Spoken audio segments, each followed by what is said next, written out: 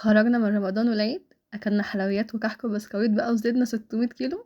نعمل اكل هيلسي عشان كله اللي رشقتنا. قررت اعمل اكل هيلسي تعويضا للي حصل الفتره اللي فاتت، فهعمل معاكي اسهل طريقه للبانيه الصحي ومن غير زيوت ولا تحمير. انا كان عندي نص كيلو بانيه، طلعته وغسلته كويس تحت الحنفيه بميه فتره. هغسل فيه وهدعكه بايدي كده تحت الميه لحد ما ينزل اي ماده لزجه فيه، ولازم المية تكون جارية عشان تجدد المية. تقدري تنقعيه محلول نقع، بس انا استغنيت عن الخطوة دي لان البانيه اصلا كان ناعم جدا، ولو اديته في محلول كان هيتهري مني، فاكتفيت بالخطوة دي فقط. بعدها هسيبه يتصفى كويس جدا عشان لما اجي اتبله ما ينزلش ميته في التتبيلة ويخليها صيصة وملهاش طعم. خلاص نشف كده وصفى ميته، هجيب مقص او سكينة واقطع البانيه. تقدري تعمليه سليم حسب رغبتك، مش شرط يتقطع يعني. التقطيع ده لو انتي حباه شبه الشاورما كده. لو عايزة قطع البانيه كاملة مفيش اي مشكلة. انا بعد ما قطعته بالسكينة حسيت المقص هيسهل الدنيا معايا اكتر، فكملت تقطيع بيه. هخلص الكمية واسيبها وابدأ اعمل التتبيلة. مقدار معلقة صغيرة ملح، والبهارات عبارة عن ربع معلقة صغيرة من كل التوابل اللي هقولها: فلفل اسمر، توم باودر، بصل باودر، حبهان باودر، وجنزبيل، كزبرة وبابريكا. بس البابريكا هي اللي هستثنيها وهحط معلقة كاملة منها لان هي اللي هتديني لون حلو جدا للاكل. بعدها هضيف نص معلقة توم مفروم، وهرش زيت. انا مش عايزة زيت كتير، فهكتفي بان انا هرش رشتين زيت بس مش اكتر. هقلب بقى رشة الزيت مع التوم والتوابل وننزل بعدها بالفراخ اللي قطعناها. بص مفيهاش ميه خالص، ازاي ناشفة تماما. بعد ما نزلت بالبانيه كله هقلب بقى كويس عشان البانيه يشرب من التتبيلة، واضمن ان التتبيلة متوزعة كويس على البانيه كله. بعدها هجيب جريل على النار واسيبه يسخن كويس جدا، كل ده على النار عالية. هضيف لمقدار معلقتين زيت، لو متوفر زيت زيتون يبقى افضل طبعا.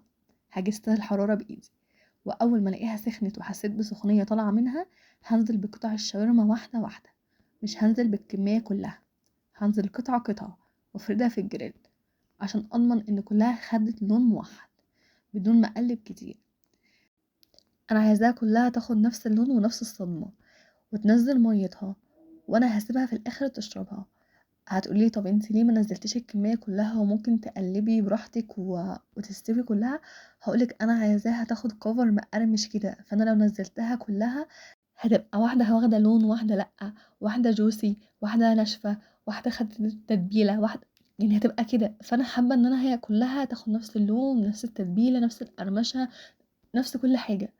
فامشوا معايا بالخطوات واحدة واحدة. بعدها اللي بيتحمر معايا انا بركنه وانزل بالباقي لحد ما كلها تاخد نفس الصدمة. هفرق بينهم كده.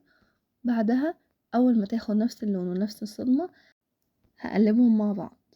خلاص كده هما كلهم خدوا الكفر وخدوا اللون. مش هقلق من فكرة ان انا اقلبه.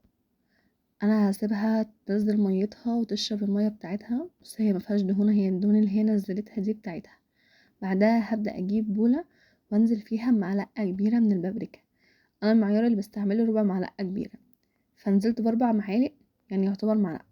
بعدها هنزل معلقة كبيرة صويا صوص.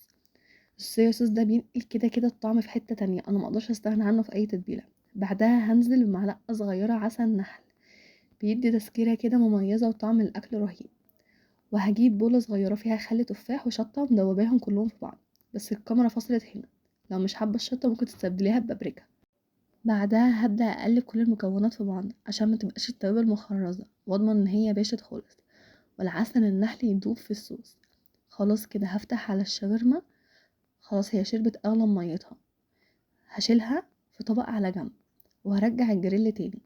بعدها هكون مقطعة فلفل احمر رومي شرايح وانزل بيه على الجريل واشوحه مكان الصوص بتاع الفراخ عشان يشرب من طعمها.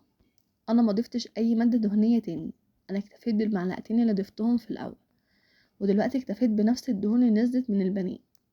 هشوح فيها لحد ما تدبل معايا، وابدا انزل بالصوص اللي عملناه مع بعض واسيبهم يغلوا كويس جدا. وهنا ما نعليش النار قوي عشان ما تنشفش مني، انا عايزاها تغلي والفلفل يشرب منها شويه ويدبل اكتر. خلاص هو كده بدأ يشرب من الفلفل، بدأ يشرب منها وبدأت تقل. هبدأ انزل بالشاورما اللي انا شايلاها واقلبها في الصوص لحد ما تتغلف كويس جدا، واغطي عليها واسيبها لحد ما تشرب اغلب الصوص، ما يبقاش فيها الا شويه قليلين كده. عايزة اقولكم ان هي تحفة. خلاص كده انا قفلت عليها، هبدأ اجيب طبق للتقديم وانزل فيه بالشاورما بتاعتي. عايزة اقولكم الصوص بتاعها طعمه تحفة، لو غمستيه كده لوحده هتشبعي.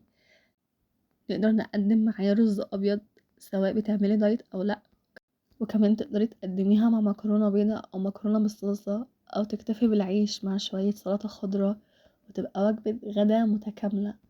بصوا ما شاء الله اللون والسوا والشكل ومنظر الفلفل فيها، ولون البابريكا مدي لون فظيع، والصويا صوص. عايزه اقولكم ان هي تحفه، هتشبعوا منها.